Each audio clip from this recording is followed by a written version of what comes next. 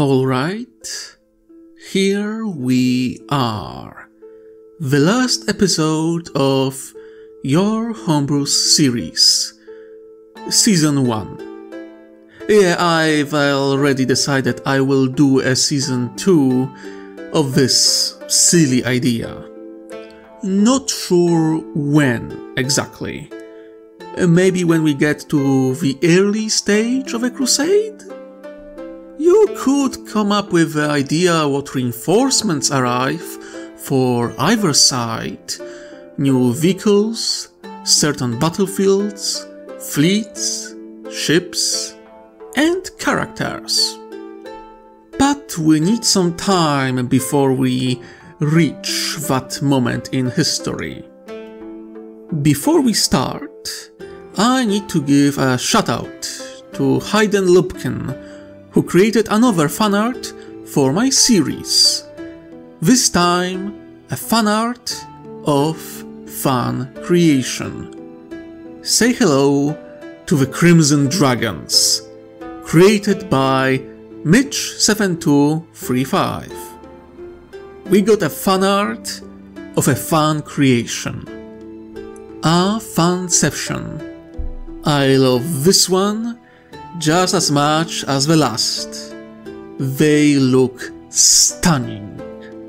Hungarian and Romanian theme is visible. And more importantly, the Marine on the left. He wears a hat on top of his helmet. Truly a hat-pilled chapter. I knew I liked them for some reason.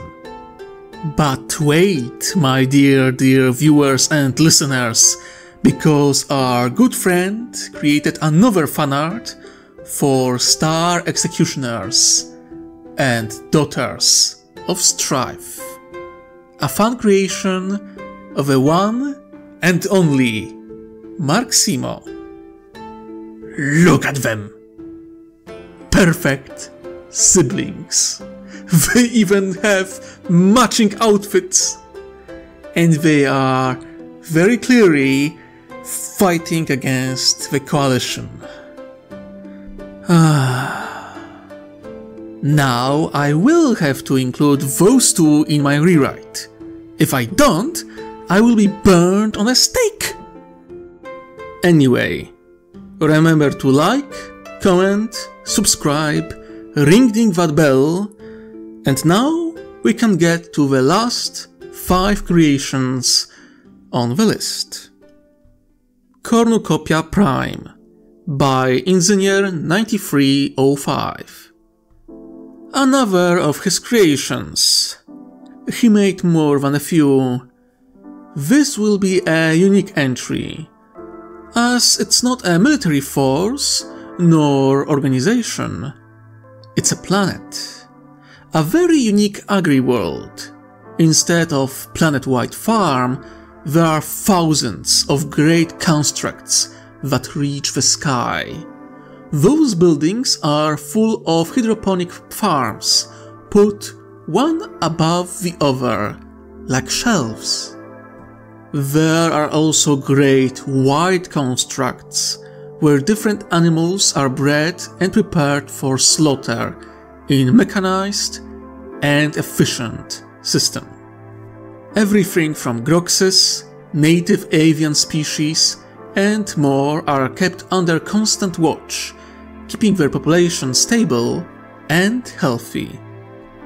Few sanctuaries are kept totally isolated, where specially bred animals are kept for the sake of elites of the Imperium.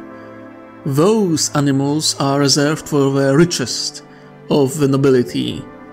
Premium produce that ensures additional revenue for the planet. Oceans are also fully utilized. Similar constructs where top, above the water layer, is dedicated to production of fish food, when below are fish hatcheries, ensuring that the oceans and seas are full of life that is regularly collected. Next to them there are water and sewage treatment plants and atmosphere cleaning machines, all there to ensure perfect climate for the great towers positioned in such a way that all plants can experience the light of the local sun. Food processing factories and living complexes are underground. Under the surface of the planet, there is a great network of underground pathways and train lanes, ensuring quick and efficient transportation of the workforce and produce. Only a few noble families live above ground, usually near the mentioned before sanctuaries. They can enjoy the true beauty of nature and ignore industrial production on the horizon. Cornucopia Prime stands as high-technology agri-world that is producing well above average amount of food for dozens of worlds, both for the masses and nobility. It's a moderate-sized planet with a length of day of 32 hours and 343-day-long year. It possesses a single large satellite where nobility places their vacation homes, as well as good portion of defense systems created to keep the planet safe. There is a small mining presence, but it's mostly used for military training. The planet has standard gravity of 1.03 Terra standard. It has warmer and more humid atmosphere compared to standard. Around 19 billion of people live in underground habitats, with almost all of them serving in food production. Cornucopia Prime doesn't possess their own Imperial Guard regiments. Their tithe is fully paid in food production. It does possess a sizable militia, mostly tasked in keeping local population in check, and a small elite force of noble guard can be found on the planet's moon. In times of emergency, or if there is outside threat, reinforcements in form of Imperial Guard are sent to help garrison the planet. The planet possesses 5 spaceports that are very well defended, possessing not only missile silos, but also at least one anti-orbital battery. Safety of those spaceports is taken very seriously. 5 great transfer space stations are present above each spaceport, making transfer of goods quick and efficient, with dozens of shuttles traveling between station and spaceports, and the produce being loaded onto merchant ships. Each transfer station is protected by 4 defense platforms. Additional 4 defense stations are present in orbit. Additional naval assets in form of Monitor-class vessels are present in system. Imperial Navy tends to keep at least 1 patrol squadron nearby in case of emergency. So, a fun addition to the list: Advanced Agri-World, which could feed dozens of worlds by its own. A really fun concept, which I find very entertaining. Next on the list is an Order of Adepta Sororitas, Dancers of Holy Farik, by the one and only Hayden Lumpkin 2822. A fun idea for Order of Sisters of Battle. They come from a shrine world of Farik, world dominated by vibrant jungles, vast rivers, deltas, misty mountains, dotted with temples, cities dedicated to the God Emperor. World's name comes from the saint, who is also patron of the Order, a man who saw the beauty of this world as proof of Emperor's grace. In his last days of life, after centuries of faithful service as both man of faith and a war master of the Imperium, he discovered this world during a brutal campaign and called for turning it into a shrine, not knowing it would be his bones that will become the first true holy relic. Smell of incense is heavy in the cities, produced from local plants. They give proper aura to holy sites of faith. The world produces a lot of incense and perfumes that are popular in the region.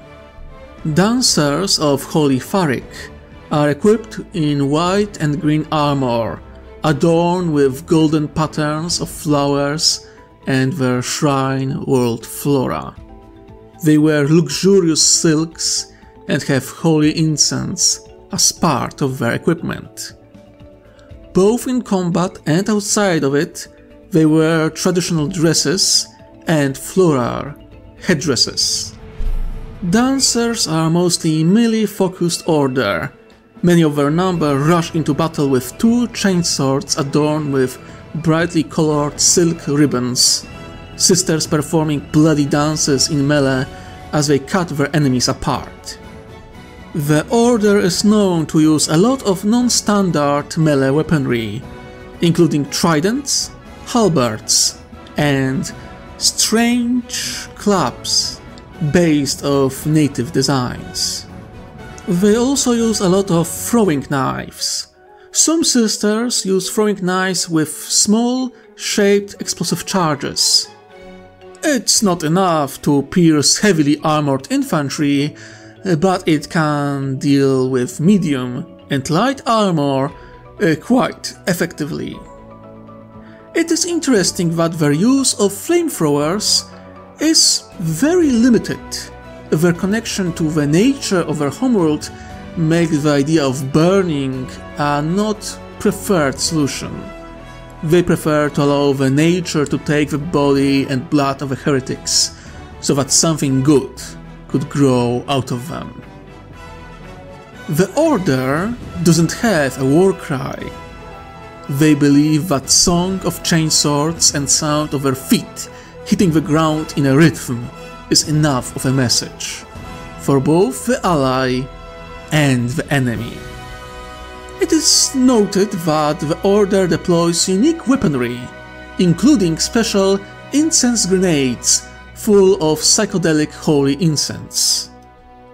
The sisters themselves seems unaffected by the smoke when the heretics screams in fear, hearing the voice of the Emperor coming from the smoke, and even demons scream in pain as their flesh burns when in contact with holy smoke.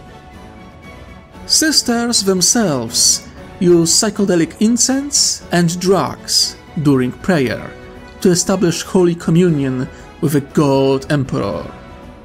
Other orders, and even some members of the Inquisition, frown at their use of psychedelic incense, but by all accounts, this isn't out of ordinary in the Imperium. Not to mention, psychedelics in use are relatively mild in their effect. Now this is a fun entry. A melee-focused, dancing order of Sisters of Battle covered in holy psychedelic incense, smoke ripping heretics apart in style, and a strong Cambodian theme to them. How is that Games Workshop didn't come up with something like this? Space Marines have all kinds of weird and bizarre traditions and quirks, while most Adeptas Sororitas are relatively bland, at least from my perspective. Their quirks aren't as visible and so upfront as in case of many Astartes chapters. So this Dancing Order of Murder Space Nuns is a nice addition. Now, the only Xenos position on the list today. 4CK Connectivity by Yoru Rambo 5763. 4CK Connectivity is a distinct collection of Moralian hives whose share characteristics include quite unique dark, grey and white carapaces, as well as more somber, near ghost-like demeanor, even among their ambassadors and commanders. It is unclear if this is the legacy of their ancestors escaping through the warp to safety of Damocles' sector, or intentional change of character connected to the territory they occupy. The connectivity is a common sight along the Damocles Rift. There they took part in war against Citorians and still fight against the Araken. Both of those species were influenced by the warp, making them vile, hateful enemies of a greater good. The Moralian hives in the region seem to change their nature in response to this threat, becoming more stoic and somber. Some even describe them as grim or humorless. They work just as hard as other Moralians, but they lack the visible enthusiasm many associate with the species.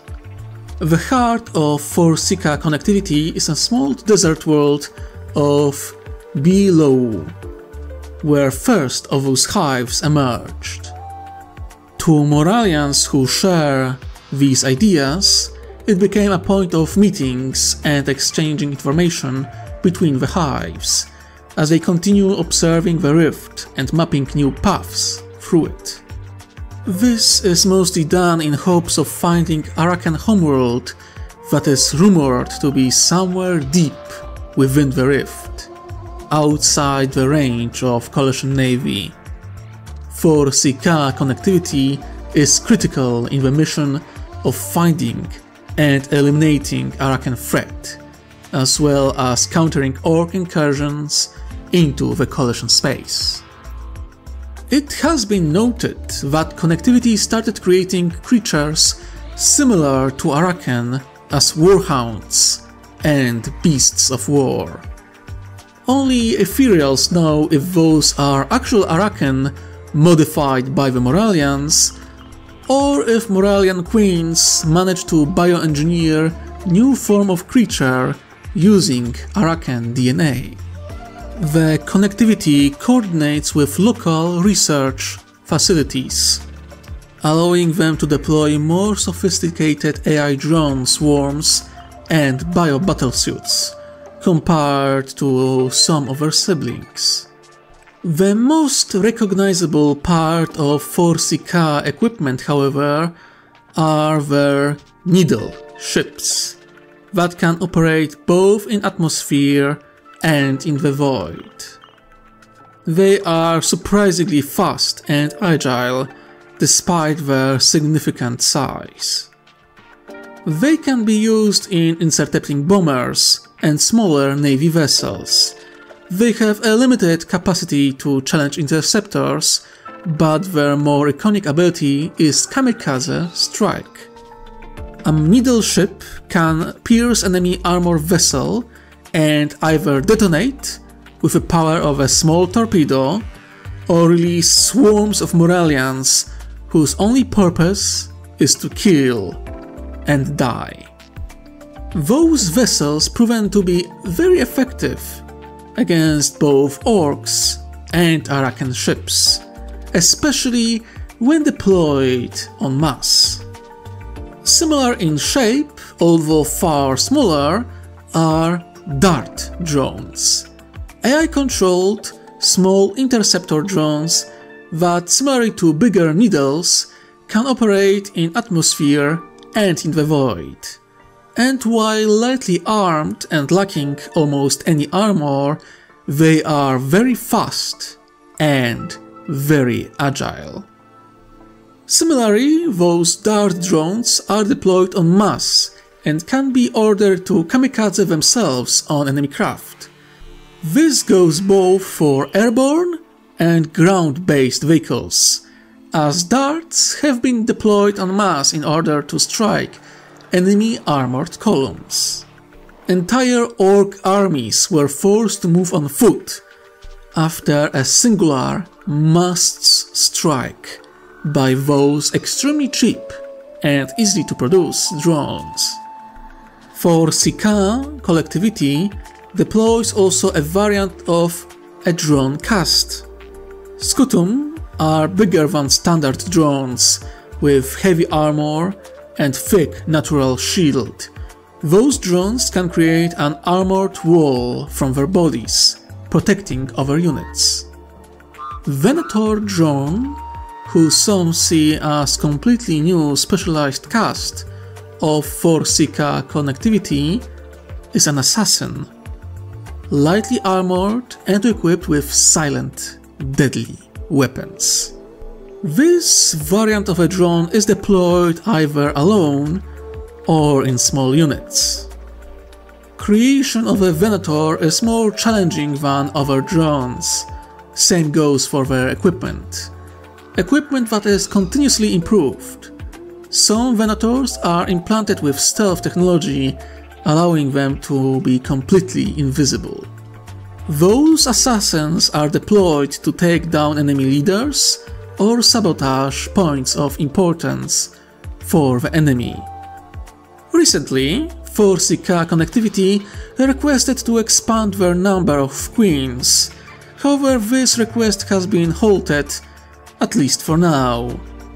Coalition sees their potential, but also don't see the need for supporting this faction of Moralians over others. The connectivity, however, is still hopeful, especially in context of expansion to the enclaves on the other side of Damocles Rift, where their expertise will be needed. One can only wonder how invasion from a new foe could influence Coalition's decision-making. Okay, I like this one quite a lot. Moralian as bugs can be seen as something not that interesting, but they clearly have potential. Originally, the Needle vessels were interceptors as well as ship killers, but because of the scale of some vessels, I split it into two types of vessels: Needle and Dart ships. I am somewhat tempted to add spike ships, which will be really damn big, but I will keep this one in the back pocket for a rainy day. With the only Xeno position on today's list, let's get to the next creation. Amudan Green Mist Strikers. And here, I won't lie, I had to do some significant changes to make them click. But the idea is cool, so here it goes. Amudan Green Mist Strikers are a mounted light infantry regiment that has some quirks. The first is the split of each unit between so-called first and second line. The first line acts like a line infantry of the guard. They have standard equipment like lasguns and flak armor, but also heavier guns. Their role is to hold the enemy in place when the second line gets to work. The second line is equipped with lighter equipment and Tosan autogun, which is a semi-auto assault rifle with integrated silencer. Those second-line troopers use the regiment mounts or move on foot to flank the enemy and strike at their exposed sides, back, or even supply lines. It's not unusual for those regiments to have de facto two commanding officers, one for the first line and one for the second line. Unofficially, the regiment has also the third line troopers. Those are support units taking care of logistics and communications, ensuring that no matter what, first and second line can coordinate with one another. Green Mist Strikers are known for their surprising obsession with logistics and communications, both their own and the enemy. How a regiment from industrializing feudal world came to appreciate those aspects of warfare to such extent is a mystery to most observers. Some point to well-educated nobility and high classes of the world who ensure that their soldiers understand their importance. This theory is supported by the fact that majority of those regiments are commanded by either a relative or adopted member of a royal family of cachet. The most interesting aspect of a regiment is division between the mounts they use. The first line usually utilizes horses or similar to them creatures. However, the second line mounts is an animal native to their world, Bayangi. This animal shares traits of a mammal and reptile, making it a snapsid.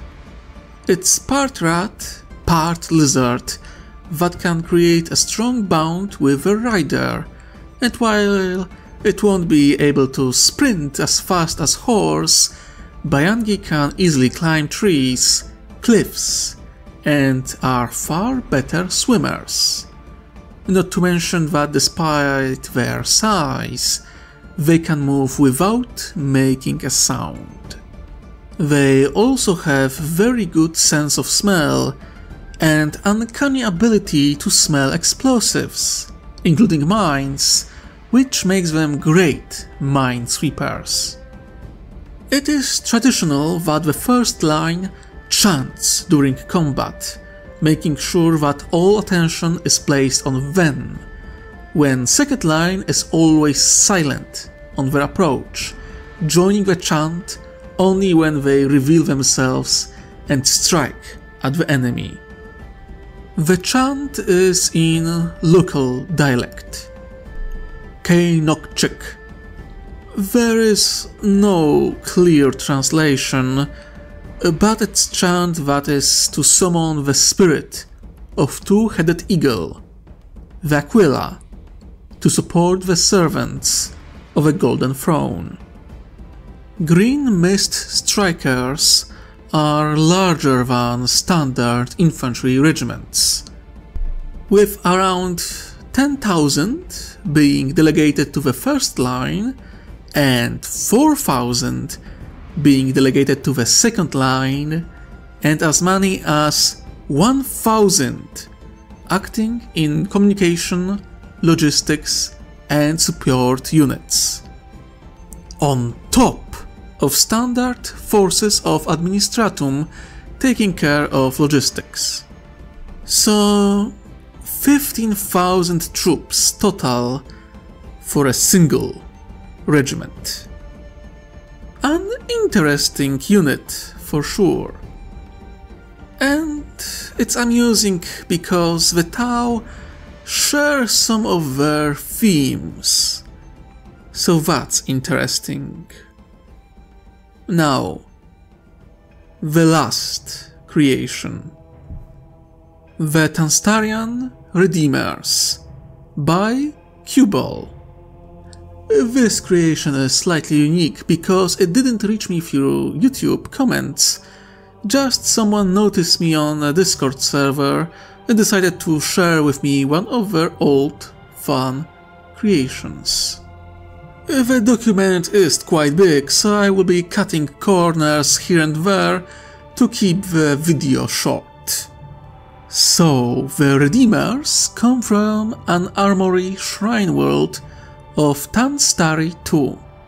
Originally, their home was Tanstari I, Ash Rhineworld, that was corrupted by chaos.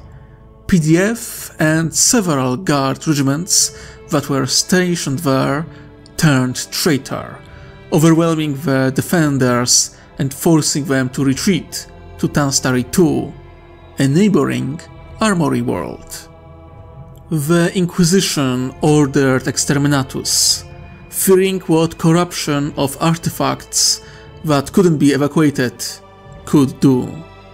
Entire planet was broken apart and remains as an asteroid field visible on the night sky. Survivors developed a deep hatred for all who turned traitor. And so, the Redeemers were born, a guard regiment dedicated to one thing and one thing only: giving Emperor's peace to all who dare turn their backs on him. They possess large records of all regiments that turned traitor, and they make their mission to hunt them down and eradicate them. All members of a regiment go through extremely challenging spiritual training, where they are tempted and need to resist, proving their absolute devotion to the God Emperor. Despite their zealotry, they aren't maniacs who can't think tactically, nor are they mass murderers. They see their role as protectors of innocent civilians, shielding them from darkness with their devotion. They will also use numerous tactics and strategies to eliminate their enemies. Redeemers deploy many specialized units, from sniper to flamer units and armored forces. Tanstari II is one of those worlds that is allowed to produce regiments that use combined arms warfare, a rarity in the Imperium. What is most fascinating about this regiment, however, is how many Abhumans, mutants, and even Psykers they have in their ranks. It would seem strange for such devout zealots to allow Abhumans, mutants, and Psykers in their ranks, but as Redeemers say themselves, the sin of a mutant is greatly overshadowed by the sin of a traitor.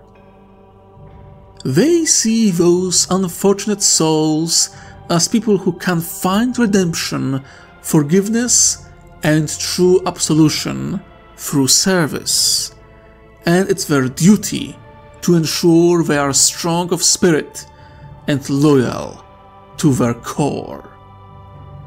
Redeemers are known for their surprisingly stable Psykers, who go through extensive training and through faith of their fellow guardsmen seem to be additionally resistant to warp corruption. The Psykers of the Redeemers possess even their own warcry and abilities. Their warcry is, "The Emperor's light shines through me." And their two special abilities are, "Duty never ends." The badly wounded guardsmen on the brink of death shine with golden light as they stand up and fight on. Some people mistaken it as reanimating of corpses, especially the heretics. However, this power won't hold forever, and when the Psyker can't hold it any longer, it is noted that the guardsmen burn with golden light and turn to dust. The preachers claiming they are taken body and soul to the Emperor's side. Wrath of the loyalists is their second unique ability. Psykers can summon illusion of ghosts, the fallen guardsmen, onto the battlefield.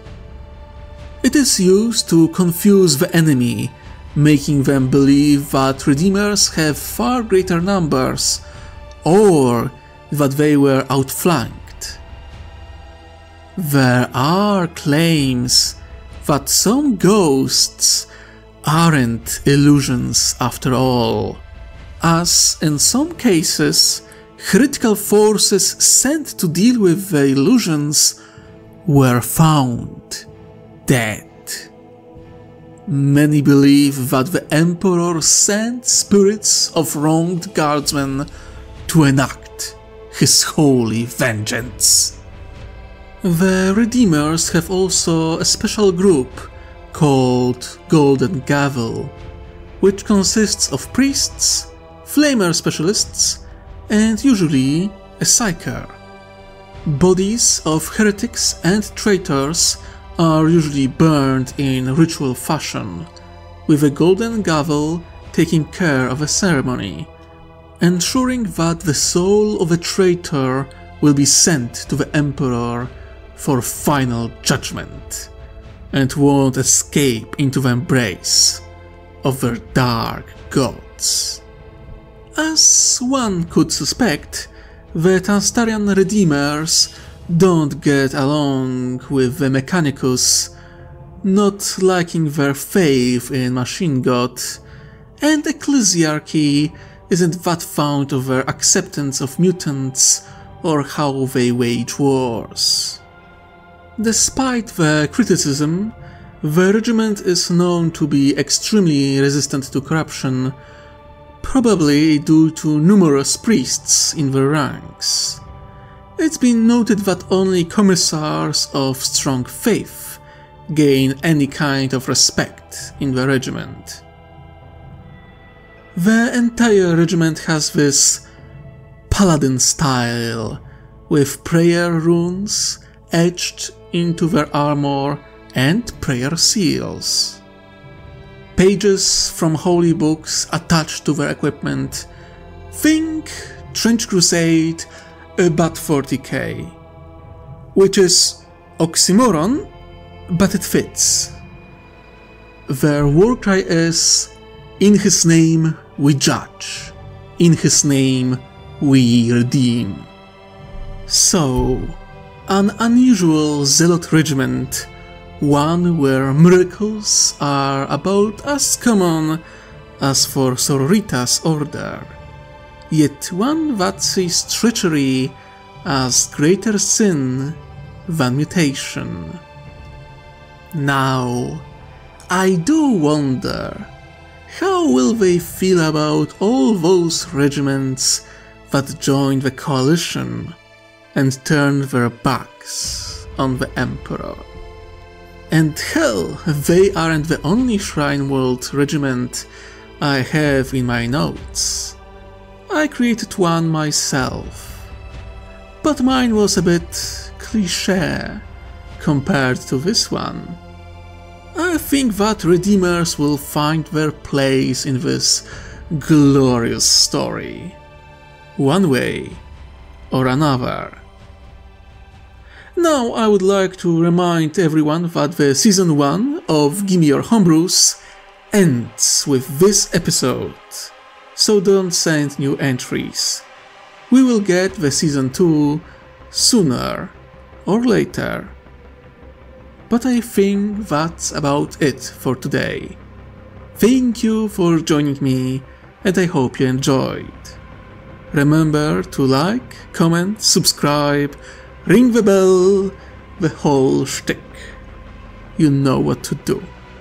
Now, my dear viewers and listeners, remember, wherever you are, whatever you do, try to enjoy yourself while you can. I wish you most critical day. Ta-ta!